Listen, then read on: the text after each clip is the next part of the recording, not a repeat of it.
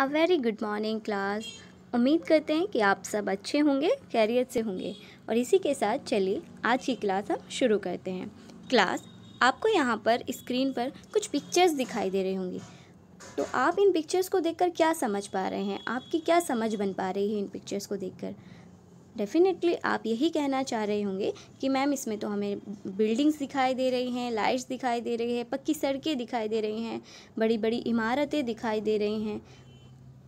बिल्कुल सही क्लास। लेकिन सवाल ये है कि जो सारी चीज़ें हमें दिखाई दे रही हैं या जो समझ पा रहे हैं हम लोग, वो हमें कहाँ दिखाई देते हैं? मतलब क्या वो हमें शहरों में दिखाई देते हैं या फिर हमें गांव में दिखाई देते हैं? तो इसका सही जवाब यही होगा कि ये सारी चीज़ें ज़्यादातर हमें नगरों में दिखाई देती हैं। बिल्कुल सही क्लास। लेकिन सवाल ये भी है, और इन नगरों को देखकर हमें ये सोचने पर मजबूर हो जाते हैं कि क्या जो आज जिस तरीके से आज हमें नगर दिखाई देते हैं, क्या हमेशा से नगर वैसे ही रहे होंगे? क्या मध्यकाल में भी नगर ऐसे ही रहे होंगे? और अगर ऐसे नहीं रहे होंगे तो नगर किस तरीके के रहे होंगे? और क्लास, आज हम अपनी क्लास में यही समझने का प्रयास करेंगे कि मध्यकाल में आखिर शहर कैसे होते होंगे। तो आज का जो हमारा हिस्ट्री के चैप्टर 6 का जो टॉपिक है वो है मध्ययुगीन नगर। चलिए मध्ययुगीन नगरों के बारे में आज हम जानते हैं। क्लास, जब भी हम किसी नगर की बात करते हैं तो हम वहाँ पर उस नगर में बहुत सारी एक्टिविटी होती हैं, बहुत सारे क्रियाकलाप होते हैं। बड़े पैमाने पर हमें वहाँ पर व्यापार भी देखने को मिलता है। तो वहाँ पर बहुत जगह से बाहर से लोग भी आते हैं व्यापार करने, खरीदने, बेचने माल, है ना। तो कुछ लोग बाहर से आते हैं। अगर किसी जगह बहुत ज़्यादा बड़े पैमाने पर व्यापार हो रहा है तो बाहर से लोग आएंगे वहाँ पर। और बाहर से लोग क्यों आएंगे? काम की तलाश में आएंगे। हो सकता है कुछ घूमने भी आएँ, ठीक है। तो ये डिपेंड करता है जो लोग बाहर से आते हैं, जो यात्री होते हैं, वो उस पर्टिकुलर नगर के बारे में क्या सोच रखते हैं। ये इस बात पर निर्भर करता है कि जो वो नगर है वो किस प्रकार का है। क्लास, किस प्रकार का है? चलिए इसको एक उदाहरण से समझते हैं। अगर हम कहें कि चलिए आज हम गोवा चलते हैं घूमने, तो अगर आपने गोवा के बारे में सुना तो आपके माइंड में कोई इमेज आई। आपने गोवा के बारे में सोचते हुए आपके माइंड में क्या आया कि वहाँ तो बहुत सारे बीच हैं, है ना, घूमने के लिए बहुत सारी जगह हैं। लेकिन अब हमने अपना माइंड चेंज किया और हमने कहा ठीक है, अब हमें गोवा नहीं जाना है, चलिए अब हम वृंदावन चलते हैं। तो ये जो हम वृंदावन गए, है ना, या तो वृंदावन चलते हैं या फिर हम चलते हैं अजमेर, जहाँ पर ख्वाजा मोइनुद्दीन चिश्ती जी की दरगाह है। तो अब आपके दिमाग में क्या आया? अब आपके दिमाग में आया होगा वृंदावन को सुनकर, वहाँ पर तो कान्हा जी की बहुत अच्छी अच्छी मंदिर है ना, मूर्तियाँ हैं। तो वहाँ पर आस्था का हमारा विषय आ जाता है ना कि और ख्वाजा मोइनुद्दीन चिश्ती जी की दरगाह है, वहाँ पर भी हमें यही दिखा कि वहाँ तो कव्वालियाँ हो रही हैं। तो इस तरीके से हमारी जो सोच बनती है किसी नगर के बारे में, वो इस बात पर निर्भर करती है कि वो किस तरीके का नगर है। ठीक है क्लास। तो जो नगर होते हैं वो अलग अलग प्रकार के होते हैं, और मध्यकाल में भी नगर अलग अलग तरीके के होते थे। तो जिसमें से कई प्रकार के होते थे, जिसमें से एक प्रकार है प्रशासनिक नगर। अब प्रशासनिक नगर किस तरीके का होता होगा? तो आसान शब्दों में अगर कहें तो जहाँ पर ऐसे नगर जहाँ जो शासन का केंद्र होते होंगे, उन्हें क्या कहा जाता होगा? प्रशासनिक नगर कहा जाता होगा। तो आज हम एक प्रशासनिक नगर के बारे में देखेंगे जिसका नाम है तंजावुर। मैप में अगर हम देखें तो तंजावुर हमें आज का जो कर्नाटक है हमारा, उस तरफ दिखाई देगा, और ये कावेरी नदी के तट पर स्थित है, भारत के दक्षिणी हिस्से में। तो यहाँ पर आपने तंजावुर देखा, तो ये एक प्रशासनिक शहर था। आइए देखते हैं कि ये प्रशासनिक शहर कैसे था। तो यहाँ तंजावुर में यहाँ के राजा थे, राजा राजराज चोल। उन्होंने एक मंदिर बनवाया, उस मंदिर का नाम था राजराजेश्वर मंदिर। अब हमें कैसे पता चला कि राजा ने मंदिर बनवाया? तो जब राजा ने मंदिर बनवाया था तो उन्होंने मंदिर की एक दीवार पर अपना नाम उत्कीर्ण करवा दिया था, मतलब अपना नाम खुदवा दिया था उस दीवार पर। ठीक है, मंदिर तो वहाँ पर था, मंदिर के अलावा वहाँ पर बहुत सारे अनेक राजमहल भी थे, और जो वो राजमहल थे उनमें मंडप हुआ करते थे। अब क्लास, ये मंडप शादी वाले मंडप नहीं है, ठीक है। तो यहाँ पर राजा शादियाँ नहीं करते थे, यहाँ पर राजा क्या करते थे, यहाँ पर राजा दरबार लगाते थे और अपने आदेश जारी करते थे जनता के लिए, है ना। जो उनके नीचे लोग थे उन सब के लिए आदेश जारी करते थे। इसके अलावा यहाँ पर तंजावुर में हमें अनेक सैन्य शिविर भी देखने के लिए मिलते हैं। अब ये सैन्य शिविर क्या होता है क्लास? तो सैन्य शिविर सिंपल कि जो सेना होती है ना, अब जो राजा लोग होते हैं, राजा की सुरक्षा के लिए सेना भी रखनी पड़ती है, राज्य की सुरक्षा के लिए। और अगर किसी दूसरे से आक्रमण करना है, बाहर की आक्रमण से बचना है, तो उनके लिए जो राजा होते हैं वो सेना रखते हैं। तो उनके लिए जो रहने की व्यवस्था थी, उनका शिविर था, तो वो भी वहाँ पर सेना के शिविर भी वहाँ पर हमें दिखाई देते हैं। इसके अलावा अगर हम बात करें तो तंजावुर में अनेक व्यापारिक गतिविधियाँ भी होती थी, जैसे कि इसमें दो समुदाय बहुत इम्पोर्टेंट हमें नज़र आते हैं। पहला सालिये बुनकर, जो उरेयूर में पाए जाते हैं।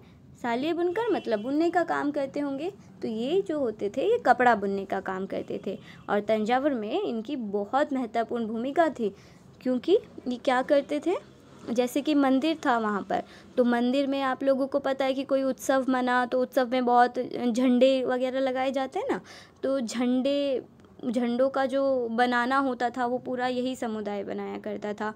इसके अलावा वहाँ जो राजा थे, आम जनता थी, भाई कपड़े तो पहनेंगे सब लोग, तो कपड़ों की तो ज़रूरत होगी, तो इन्होंने ये सबके लिए कपड़े बुनने का काम करते थे, चाहे वो राजा हों, आम जनता हो, सभी के लिए। तो इस प्रकार यहाँ पर हमें इनकी इम्पोर्टेंस देखने के लिए मिलती है।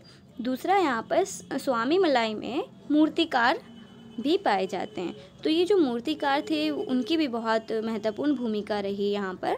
और ये क्या करते थे, ये मूर्तिकार मंदिरों में मूर्तियाँ बनाते थे, घंटियाँ बनाते थे, है ना, कांसे की मूर्तियाँ, धातु से घंटे, इन सब को बनाया करते थे। इसके अलावा यहाँ पर गेहूँ, मसाले, इन सब चीज़ों का भी व्यापार हुआ करता था। तो इस तरीके से हमने देखा कि ये एक प्रशासनिक नगर था। अगर हम दूसरे नगर की बात करें तो वो मंदिर नगर होते हैं। मंदिर नगर, एक सेकंड क्लास, तो मंदिर नगर, अब मंदिर नगर क्या होंगे, तो जहाँ ऐसे नगर जो कि मंदिर की वजह से जाने जाते होंगे, मंदिर की वजह से बने होंगे, उनके लिए प्रसिद्ध होंगे, उन्हें मंदिर नगर कहा जाता होगा। और क्लास, ये जो मंदिर नगर होते थे ना, ये बहुत इम्पोर्टेंट होते थे, ना सिर्फ समाज के लिए, जो हमारा समाज है, सोसाइटी, बल्कि समाज के साथ साथ अर्थव्यवस्था के लिए भी ये बहुत ज़्यादा इम्पोर्टेंट होते थे। अब समाज के लिए कैसे, समाज, क्योंकि समाज का अपना एक सांस्कृतिक माहौल होता, अपनी एक संस्कृति होती है, तो जो समाज के लिए सांस्कृतिक महत्व रखता था, है ना, और साथ ही साथ अर्थव्यवस्था के लिए। इस तरीके से क्लास, जब अगर आपने कोई मंदिर देखा होगा तो आपने देखा होगा कि मंदिर के आसपास एक बाज़ार सा बन जाता है, बहुत सारी दुकानें होती हैं, जैसे कि कोई अगरबत्ती बेच रहा है, कोई चुनरिया बेच रहा है ना, कोई सिंदूर बेच रहा है, कोई प्रसाद बेच रहा है, फूल बेच रहे हैं।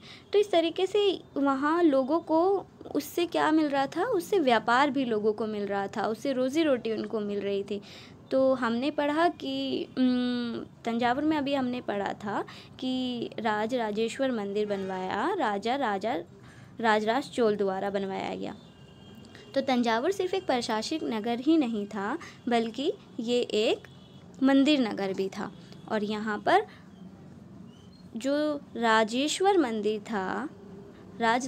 मंदिर था, उसके आसपास बड़े पैमाने पर आर्थिक गतिविधि होती थी। अब ये राजा राजराज चोल थे, इन्होंने ये मंदिर बनवाया, लेकिन ये मंदिर राजा क्यों बनवाते होंगे, तो वो इसलिए ताकि जनता के बीच में प्रसिद्धि हासिल कर सकें, और साथ ही साथ जो देवी देवता होते हैं उनके प्रति अपनी भक्ति को दर्शाने के लिए, अपनी भक्ति का भाव दर्शाने के लिए ये मंदिरों का निर्माण करवाते थे। अब मंदिर जब अगर बना है तो आपको पता है कि मंदिरों में दान दिया जाता है बड़े पैमाने पर, और मंदिरों के बाद बहुत सारा पैसा हो जाता है। अब मंदिरों में दान हुआ, और दान के बाद राजा भी दान कर देते थे, भूमि भी, मंदिरों के लिए भूमि और पैसे सब दान करते थे। उसके बाद बाहर से जो तीर्थ स्थल आते थे, तीर्थ यात्री आते थे, वो लोग भी मंदिरों में दान किया करते थे। तो मंदिरों के पास अब ये जो इतना सारा पैसा आ गया, आखिर ये इसका करेंगे क्या? तो इसको जो पैसा था इसको क्या करना, इसको कुछ पैसा तो इन्होंने व्यापार में लगाना शुरू कर दिया, और कुछ इन्होंने साहूकारों को देने लगे। ठीक है, जिस तरीके से लोन पर नहीं दे देते हैं पैसा, उसी तरीके से। ठीक है, अब इसके बाद जो यहाँ पर मंदिर है, तो मंदिर बाहर से लोग आएंगे, ठीक है, तीर्थयात्री आएंगे। अब उन लोगों की ज़रूरतों को पूरा करने के लिए यहाँ पर एक बाज़ार विकसित हो जाएगा, एक मार्केट बन जाएगी आसपास पूरे में। तो इस तरीके से ये जो विकास हुआ यहाँ पर, ये किसकी वजह से हुआ? मंदिर की वजह से हुआ, इसलिए इसे मंदिर नगर के नाम से, मंदिर नगर से जाना गया। तो तंजावुर सिर्फ हमारा प्रशासनिक नगर नहीं था, बल्कि हमने क्या देखा कि प्रशासनिक नगर होने के साथ साथ मंदिर नगर भी था। तो ज़रूरी नहीं कि एक नगर सिर्फ एक ही चीज़ के लिए प्रसिद्ध हो, एक नगर एक से ज़्यादा चीज़ों का केंद्र हो सकता है। वो मंदिर नगर भी हो सकता है, प्रशासनिक भी हो सकता है। अब अगले प्रकार की तरफ चलते हैं कि अगला और क्या रूप हो सकता है। तो तीर्थ केंद्र के रूप में भी कई नगरों का विकास होता है। फॉर एग्ज़ाम्पल, अब ये तीर्थ केंद्र क्या होते हैं? तो कुछ ऐसी जगह होती हैं जहाँ पर लोग अपनी मान्यताओं के कारण जाते हैं। ठीक है, जैसे जो मुस्लिम समुदाय के लोग होते हैं वो हज करने जाते हैं मक्का।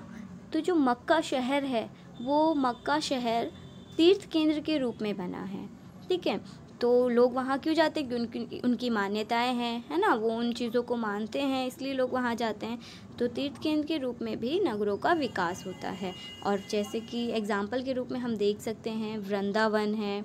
ठीक है, वृंदावन की हमने शुरुआत में बात की थी। यहाँ पर कान्हा जी के बहुत खूबसूरत मंदिर हैं, तो लोग वहाँ पर जाते हैं, उन्हें देखते हैं। और उसी तरीके से हम अगर अजमेर की बात करें, जो कि राजस्थान में है, तो वहाँ पर ख्वाजा मोइनुद्दीन चिश्ती जी की हमें दरगाह दिखाई देती है। ठीक है, तो ये सारी चीज़ें हैं कि जो नगर हैं वो किसी पर्टिकुलर चीज़ के कारण विकास उनका हो जाता है, तो वो उसी वजह से प्रसिद्ध हो जाते हैं और उसी के रूप में जाने जाते हैं। आज की क्लास में बस इतना ही। बाकी आगे आने वाली क्लासों में इससे आगे का हम देखेंगे। अच्छा, यहाँ पर कुछ क्वेश्चंस आपको दिए गए हैं, ये आपको अपने नोटबुक में लिखना है, और नोटबुक में लिखने के बाद इसको सेंड करना है आपको। ठीक है, फर्स्ट क्वेश्चन है आपका, राजेश्वर मंदिर किसके द्वारा बनाया गया? सेकंड है, तंजावुर में क्या क्या व्यापारिक गतिविधियां होती थी? तीसरा, तंजावुर के बुनकर समुदाय के नाम बताने हैं आप लोगों को। चौथा, तीर्थ स्थल नगरों के कोई 2 उदाहरण बताने हैं। और क्लास ये तो आपको आधे घंटे में अभी मुझे कर सेंड करना है मेरे व्हाट्सएप नंबर पर ही।